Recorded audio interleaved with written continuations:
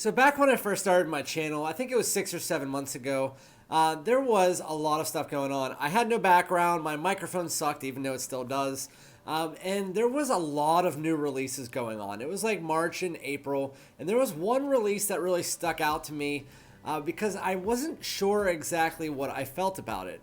And so I wanted to revisit it by Paco Rabanne. It is 1 Million Elixir. And so in this video, I'm going to revisit it, review it, let you guys know what I get from it, and if it is worth a pickup. So without further ado, let's get it.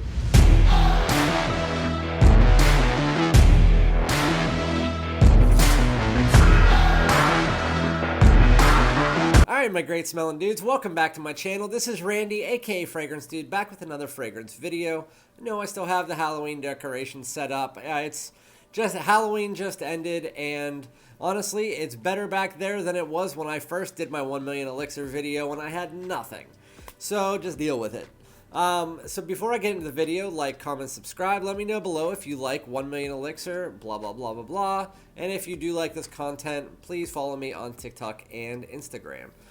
With that said, I like the original 1 Million. I still wear it. My wife still likes it. I don't think it's worn out at all. It might be worn out in Europe, but not here. 1 Million Lucky, I really like. It has that woods with that honey and the plum, really nice.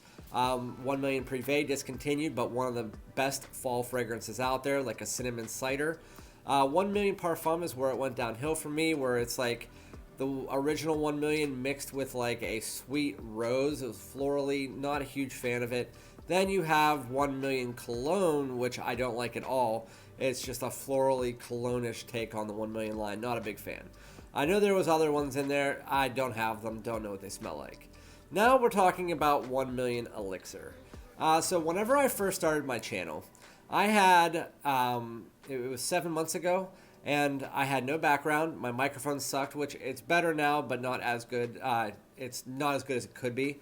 And there was 10 new releases that month. I bought them all. If you guys follow on my channel, I do all the new releases as soon as they come out. And there were so many that I spent over $1,500 on fragrances that month. And I had them all lined up on the table: Bad Boy Cobalt, Coral Fantasy, Most Wanted Parfum, Givenchy Gentleman Reserve Privé, all of those. And I decided that I was going to keep half and then return half. And then the one that I remember in the middle of the pack was 1 Million Elixir, which I didn't keep and I didn't sell or return. I ended up lending it to my brother, who liked it, and I took a 10 milliliter decant if I wanted to review it, until I can realize if I liked it or hated it. If not, I'm just going to let him keep it probably, because with that said, I have so many colognes. If I need to buy another one, I'll buy another one. But I'm going to give you the note breakdown for this first, just in case any of you guys didn't catch my other video or don't know anything about this. The note breakdown for 1 Million Elixir is top notes of apple and Gabbana. Mid notes are manthus, damask rose, and cedar. And the base notes are vanilla, absolute, tonka bean, and patchouli. So I just sprayed it on my hand and also on this tester strip to get a neutral feel from the fragrance. I was talking to two of my subscribers the other day on text, and I was just like, I don't like 1 Million Elixir that much. I remember when I wore it, and they were like, well, back then it was warm outside. Now that it's cold, you should try smelling it again. The first time I ever wore it, I said it's way too cloyingly sweet. My wife agreed. I think I sprayed it 3 or 4 times in that video, though. And so with that said, I sprayed it once on my arm and once on the strip. And while it is still sweet, I definitely still like it. With that said, I like it more than when I first did, whenever it was kind of middle of the pack. When you first spray this on, it reminds me of a bunch of different fragrances in this line. It takes that floral aspect, except for that, like that sweet rose, dials it into the background as a supporting note, and then it brings it in here as that sweet damask rose. It takes that from the Parfum. Then it takes like the fruitiness from the 1 Million Lucky. Instead of plum, they use apple here, and then they put that in here in the opening, which is actually real nice. It's like a warm, sweet, juicy apple. And then you have the similar to the 1 Million, which is known as that sweet fragrance. It has that vanillas and the sweetness. and that comes in here immediately.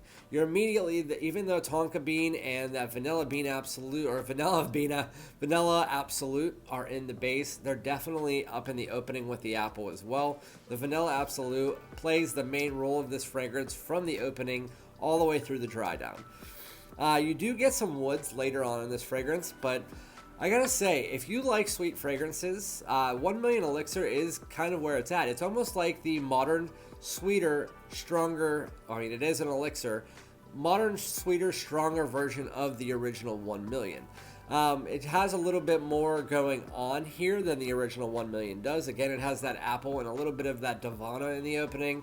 The Divana just provides like a little bit of like a greenness to it, but overall, I don't have to confuse you guys here.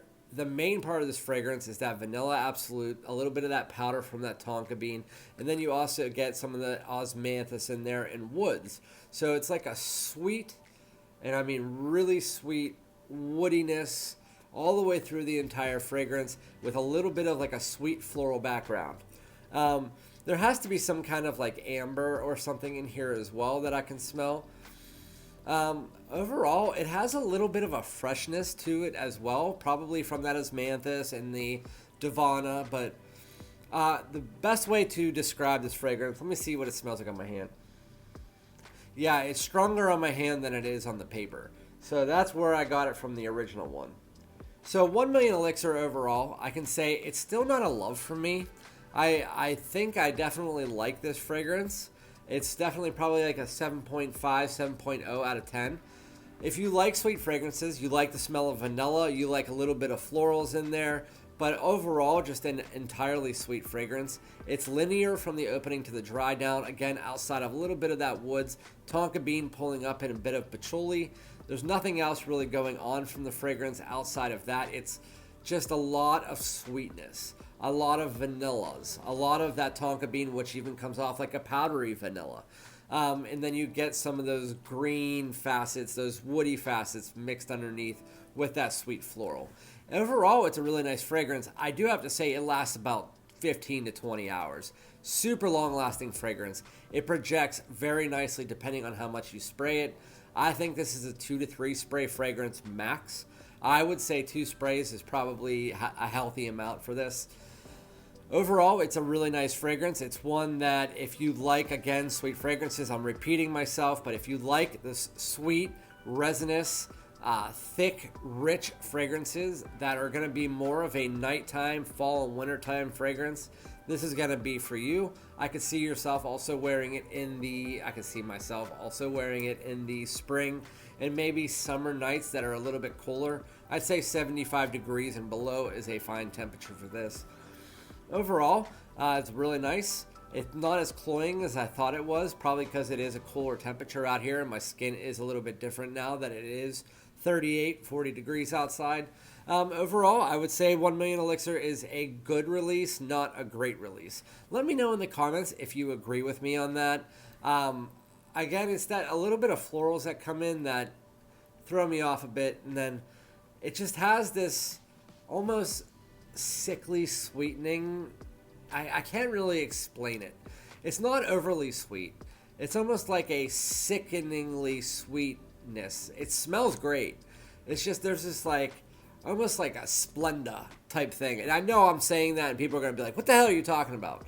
You know, if you put like Splenda into Kool-Aid instead of sugar, you can tell the difference. It's kind of like that way here with this fragrance. I can tell there's something about the sweetness that just throws me off a bit. Just a little bit. But again, it's still something that I would wear. I like it more than I originally did. I think it's worth a pickup if you can get it under $80. I wouldn't pay any more, maybe $90 at max. You can get it on News Parfums for that price. I think I probably will rebuy it at some point in time, but I need to start wearing it more to try to understand if I love it or if it's just one that is middle of the road for me, which it is right now. But overall, great fragrance. Fall and winter, you should definitely go try it out. If you haven't, they have it at every Macy's. But let me know in the comments, and I'll be back with another video. Peace out.